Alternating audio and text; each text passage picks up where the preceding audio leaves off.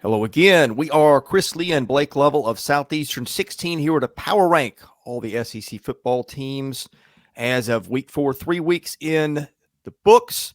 We will count these down from worst to first, but before we do that, a reminder, BetOnline sponsors our content. It is the world's most trusted betting platform and your number one source for everything football. BetOnline has every stat, every matchup, and even live odds and spreads to bet on during the games. Think you know your stuff. Get in on our over $200,000 mega contest and pick 5 games against the spread every week for your chance of weekly prizes and a share of $200,000 when the game is over. Head on over to our online casino. Get in on a game of blackjack or poker or unwind with one of over 150 slots games.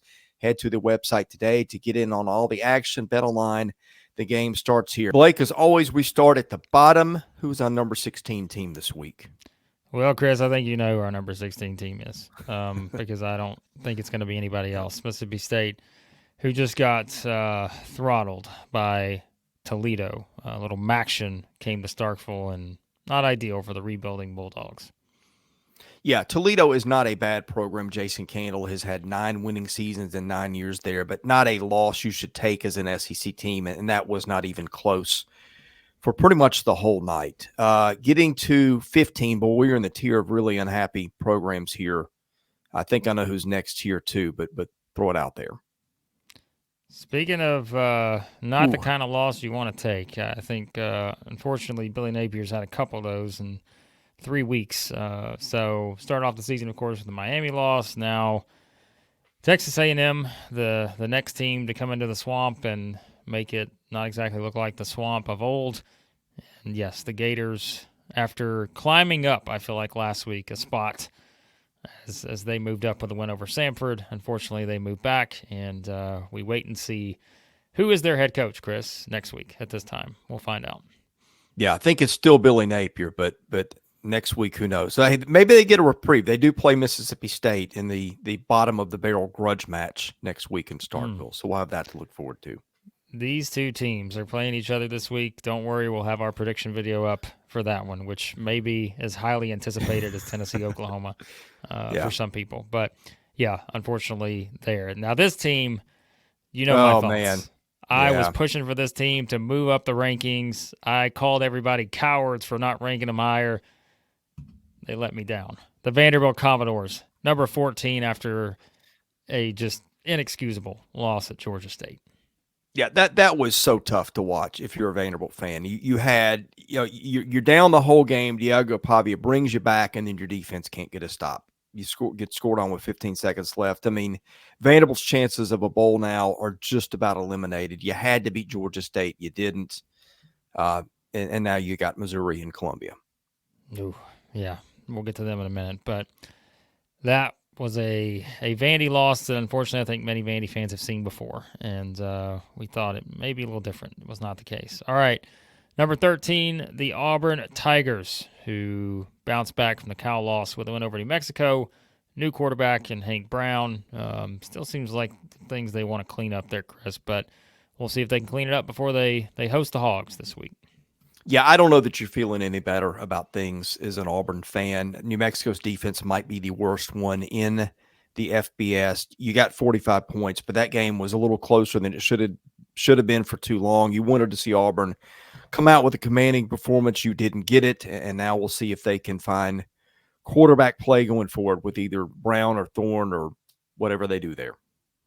All right, number 12, this team, I'm trying to remember where they were last week. I'm pretty sure they moved up because they just got, shellacked last week. But now they had their chances to beat Georgia. Unfortunately, the Dogs able to pull out a victory. And I think as you guys said and we talked about during the week, for whatever reason, Kentucky's just one of those teams that Georgia just cannot, unless it's, the one last year, just cannot seem to handle the way they do other teams. But Kentucky kept it close, at least, obviously they didn't score a lot of points, but I don't know, Chris, I guess by virtue of just being that close to pulling off an upset against the number 1 team, you get to move up this week. So, well, hey, look, do you feel better about your team? Yeah. If you're an Auburn fan and you had just a very pedestrian win over a bad New Mexico team, or if you're Kentucky and you take the team that nobody's beaten in the regular season in 41 games now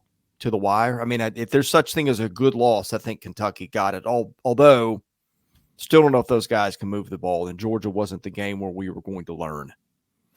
Well, Kentucky will get their taste of Maction this week as they'll play Ohio. So more Maction for everyone this week in the SEC. All right. The Arkansas Razorbacks, number 11 here. And I think I was pumping the Razorbacks drum last week and thinking maybe they were a little bit too low. Did not exactly have the most impressive performance against UAB, but they emerged with a victory, and now this week get a chance to, really take a step forward, I think, if they were to go on the road and beat Auburn. Yeah, I thought they were a lock to destroy UAB. That is not how it went down. Taylen Green looked awful in the first half. They didn't really secure this thing till, I guess, late in the game. It just was not the kind of performance that they wanted after looking so good. I did say, hey, you can't come out hungover over a bad loss the week before, and they kind of did. I'll be honest, number 10 is South Carolina, and I still think, if you played that game out or played the final whatever out of that game against LSU, South Carolina's probably winning how many times out of 10. But that's not the way it works here when we get to wins and losses and power rankings. So I still think you could argue South Carolina should be higher here. But again, this is a staff composite ranking. It's not just Chris and I ranking these. It's our staff members as well, and so it all goes in a composite ranking. South Carolina drops, or I think they dropped a spot maybe from where they were last week here at number 10. Yeah, I think you could argue teams 7 to 11 in just about any order and not be way off. And South Carolina, that was a tough game. They didn't catch any breaks. They lose Lenore Sellers. They got I thought, a very ticky-tack roughing the passer call or whatever that was. It wiped out a touchdown. Let's change that rule, please. If you score a touchdown and there's a penalty that doesn't affect the play, do it on the kickoff, whatever. Don't wipe that off the board. That had nothing to do with it. By the way, at what point is it does it become not football when you can't kind of block the quarterback out of the play? You might say that was unnecessary force. It's football. I'm sorry for the rant, but I just watched that game and I'm like, we have lost all sense of common sense. And that wasn't the only time it happened. Don't get me started on a couple of the targeting plays. But anyway, back to the Gamecocks. I thought they looked great for the most part. Didn't catch any breaks. If you wanted to rank them a lot higher, I wouldn't argue. I felt bad for them on Saturday. Yeah, our number 8 team may disagree with you on your rants, but we'll get to them in a second. But for now, I'm with you. I think 7 through 11 is kind of that range where if you were to put all these teams on a neutral field, I think you'd have point spreads that would be very tiny between all these 5 teams. But continuing that theme, number 9 is Texas A&M, who did go into Florida and beat down the Gators this week. But, hey, Marcel Reed, a lot of nice things there. And, yeah, I think the Aggies have to feel better about themselves because that was one of those games, too, where you came in, the spread was like 3.5 or something. You're thinking, oh, my goodness, have we seen this Florida team play and we're only favored by 3.5 or whatever? But the Aggies went in and did what we thought they could do from the start of the season, and an impressive performance there. Yeah, that game and the LSU game were 2 games. I just had no idea what was about to happen. And with A&M, it's like they can't win on the road, and now Florida's lost 4 in a row at home. It was played under downpour. I thought A&M just basically dominated the game from the jump. That 99-yard drive in the rain was just kind of a statement. And I thought Reed, who's from our neck of the woods, played really well. Yep, he did for sure. All right, number 8 is LSU, which I teased a second ago. But, yeah, I mean, you talk about a change in conversation, Chris. Imagine the conversation that's being had right now if LSU loses that game at South Carolina. But they were able to emerge with the victory. And, again, that's talk about some of that pressure being lifted a little bit for LSU, who's going to, by the way, get a very I don't want to say easy game, but they, I believe, are probably already a pretty heavy favorite against UCLA this week. But, LSU winds up at 8 here. Yeah, they found some stuff in that game. Aaron Anderson had a really nice game. Caden Durham was, I think, the revelation for me. He ran the ball really well, 11 carries for 98 yards and 2 scores, and looked good doing it. I think if you're LSU, you had two really big concerns coming into this game, and that's what do you have left on the defensive line, and do you have a running game? I don't know that the defensive line question is going to be answered, although Harold Perkins behind those guys makes up for a lot of ills. They did move 7 guys around in their starting lineup, either to different positions, I think, or changes in starters, and it did not look good out of the gate. But by the end of the game, those guys were making plays. I thought Durham looked like a guy who could really help them, and he did that against a really good South Carolina defensive line. So hats off to LSU for all the misgivings I have about some calls and things. LSU went and won the game and showed me some things. All right, Chris, you know my motto here. Good teams win. Great teams cover. The Oklahoma Sooners, number 7. I know there was a little worry that Oklahoma might not be able to do that against Tulane, given what we had seen from the offense, but they do wind up winning that game 34-19. I thought, again, you probably mentioned that's coming into it. Like, this was one of those kind of scary games if you're looking at the way Oklahoma had played the previous couple of weeks. We mentioned the Houston game. Obviously not so much the Temple game, although there were things you could pick apart there too. But, yeah, I thought this was a nice boost for the Sooners before they get ready to host the Vols this week. Hey, the defense did what it does. It held Tulane to 279 yards. That's, I think, a very good performance against a team that knows how to generate offense year in and year out. 2 more turnovers forced. I think that's maybe 10 on the year now. But I think the big thing was Jackson Arnold. That touchdown run he had late in the game, I think in the fourth quarter, was a really nice run where he kind of made a play. He runs for 2 scores. He throws for a score. Look, this offense is not where we thought it would be. A lot of that is injuries to offensive line and cohesion issues there, and injuries to the running back room. But you needed Jackson Arnold to step up and make some plays late in that game, and he gave you those. So I think you have to be encouraged if you're Oklahoma. You felt like you got better from week 2 to week 3. Chris, I'm going to be honest with you. Number 6 is Missouri. I could not, and this is not a knock on Missouri, but I could not figure out why that spread for this game was 14.5 or 15 or whatever it was against Boston College. That is a good Boston College team, which to me makes this even more impressive for Missouri because they were able to, to rally for the win here. But I think that's what you wanted to see from Missouri in a game like this. First game this season where they really tested and they find a way to make the plays to win it against. Like I said, I think that's a good team. I think Bill O'Brien has got working his magic already there for the Golden Eagles. So. Yeah, I feel like that was a name on the jersey line. Like if you take BC and you put, I don't know, a lot of other Power 5 teams on that jersey, maybe the line's different. I think we kind of warned about this game. We thought it should be closer than that. And it was a game where I'm not going to say Missouri sleptwalked, but they got that big field goal at the end of the half, which would have been good from about 65 yards. So that really helped give them a boost. A reading in the box score probably makes you feel a little better. They outgained BC 440 to 298. I think left some opportunities on the table with some penalties. They had that one drive where I think Luther Burden got 2 of them right there in a row and got chewed out by his coach.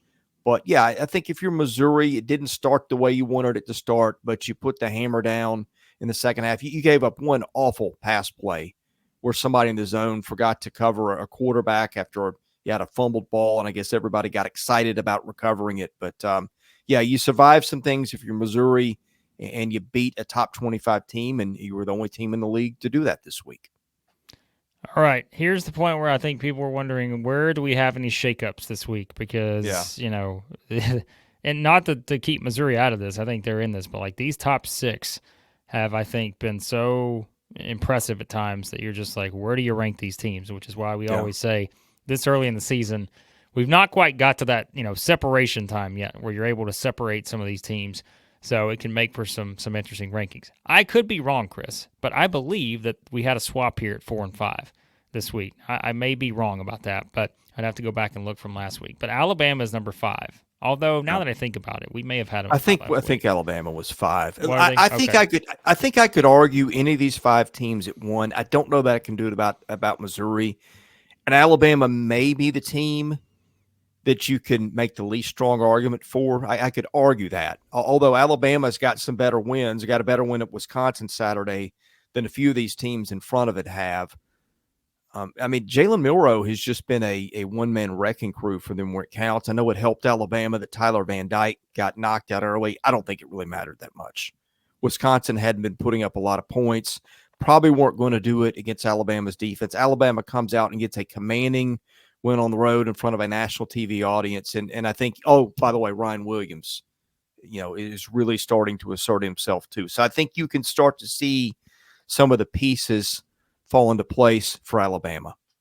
Yeah, I was going to say, I think no matter what Wisconsin, that offense had been brutal, but still going on the road and winning that game like that, I think speaks for kind of where Alabama's at this point. And remember, too, like we said, at South Florida game, I mean, Alabama, outside of just a stretch late, did not look like Alabama. And so for them to bounce back and just have kind of a complete game was a nice, I think, thing to see for Alabama fans. All right, Tennessee is number 4. The Vols, I'll be honest with you, Chris. I thought on that Saturday night reaction show, I thought you guys were going to be talking about Tennessee setting an NCAA record for points scored, because when they had 65 at the half, I'm watching that game and I'm thinking, oh boy, even if they're running the clock, even if they're got their third stringers in, they still might score 120.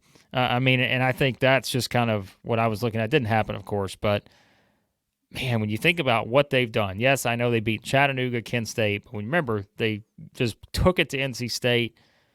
I think this team is for real. If anyone's doubting that whatsoever, there shouldn't be anyone, but I just think this team has all the tools to be a national title contender at this point, and I don't think there's any question about that. Yeah, I need to see them play somebody more legit. I guess you could say NC State. I'm not convinced NC State is as good as people thought, but that's no slight on Tennessee. But it's the way they beat them. I think that's... you needed eclipse glasses to watch this game. It was so ugly. They had 37 points at the end of the first quarter. And the thing I think people are sleeping on, just as they are the team we're about to talk about next, is that defense. Gave up 112 yards. I know Kent State is awful, but it just says something about focus and depth. And again, Tennessee offered to, I think, make it 10-minute quarters and do running clock or whatever. Kent State declined. Tennessee eased off the gas and kicked field goals in the third and fourth quarter. But I mean, what we saw, South Alabama got 80, 83, 86 last week.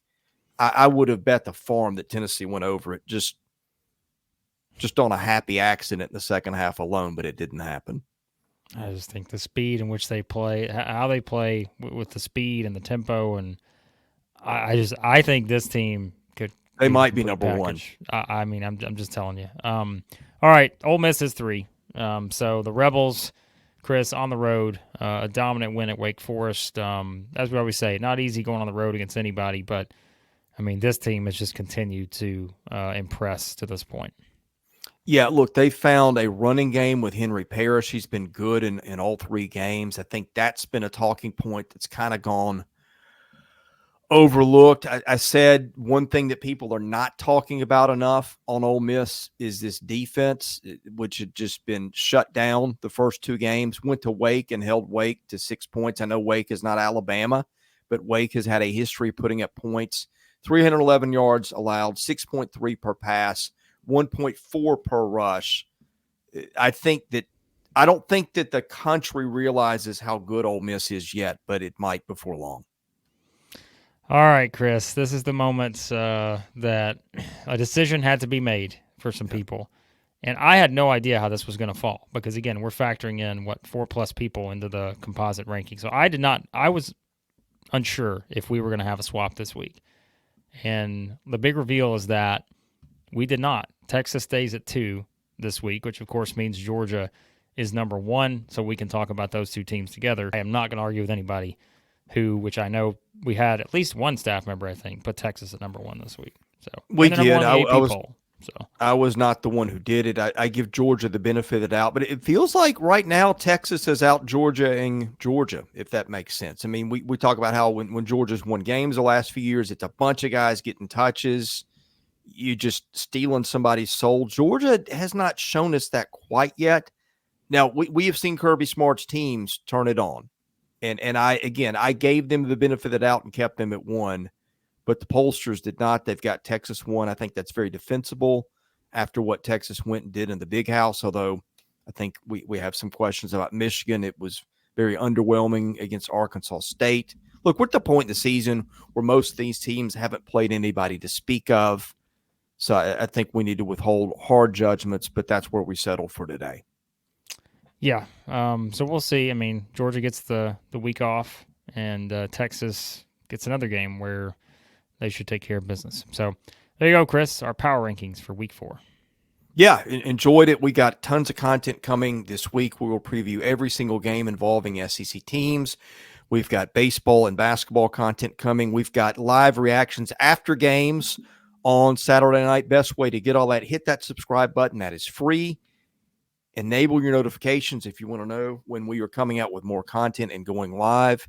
And hit the like button. That helps our analytics. Tell a friend. And if you're interested in advertising, Caroline.Smith@Southeastern14.com. Yes, I know we're 16 now, but that'll get there. Anyway, for Blake Lovell, I'm Chris Lee. These have been SEC Football Power Rankings presented by BetOnline.